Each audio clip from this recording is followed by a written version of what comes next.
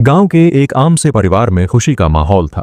ढोल नगाड़ों की आवाज, रिश्तेदारों की भीड़ और दूल्हा दुल्हन के चेहरों पर नई जिंदगी के सपनों की चमक। रीना की शादी रवि से हुई। रीना मासूम और संस्कारी लड़की थी और रवि देखने में पढ़ा लिखा, समझदार और सधा हुआ लड़का लगता था। शादी के शुरुआती दिन अच्छे गुजरे। रीना अपने सपनों को सजाने लगी थी, लेकिन धीरे धीरे असली चेहरा सामने आने लगा। रवि और उसके घर वाले बार बार पैसों की मांग करने लगे। अगर तुम्हारे मायके वाले हमें 2 लाख रुपए दे देते तो हमारा काम आसान हो जाता। ये रीना की आंखें भर आती। उसके माता पिता पहले ही शादी में अपनी हैसियत से ज्यादा खर्च कर चुके थे। वो गरीब लोग कहां से इतनी बड़ी रकम लाते। समय बीता गया, रवि की जिद बढ़ती गई। एक दिन हालात इतने बिगड़ गए कि रीना को ससुराल वालों ने रसोई में कैद कर दिया। गैस सिलेंडर खोला गया और आग की लपटों ने रीना को निगल लिया। बाद में बहाना बनाया गया, सिलेंडर फट गया, हादसा हो गया। गरीब परिवार चुपचाप रोता रह गया, लेकिन भीतर से सब जानते थे ये हादसा नहीं, हत्या थी। कुछ साल बाद रवि ने दूसरी शादी कर ली। नई दुल्हन के साथ फिर वही रस्में, वही हंसी खुशी।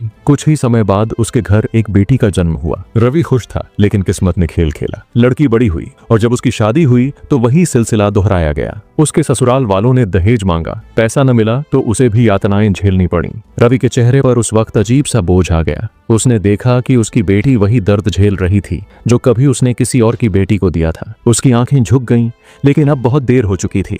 दहेज की आग कभी बुझती नहीं। यह सिर्फ एक लड़की नहीं, बल्कि पूरे समाज को जला देती है। जो इंसान दहेज के सहारे जीता है, उसकी इंसानियत मर चुकी होती है। और हर वह लड़की जो इस आग में झुलसती है, वह अपने आंसुओं और बलिदान से समाज को आईना दिखाती है। लड़की की महत्ता उसकी सुंदरता या दहेज से नहीं, बल्कि उसके संस्कार, साहस और इंसानियत से होती है। दहेज मांगना सिर्फ लालच नहीं, बल्कि अपनी ही बेटियों के भविष्य को श्राप देने जैसा है। आज जरूरत है कि समाज उठे और एक आवाज में कहे, दहेज नहीं, बेटी चाहिए, क्योंकि बेटी ही इस दुनिया की सबसे बड़ी दौलत है। कमेंट में अपनी राय जरूर दें। क्या आप भी दहेज के खिलाफ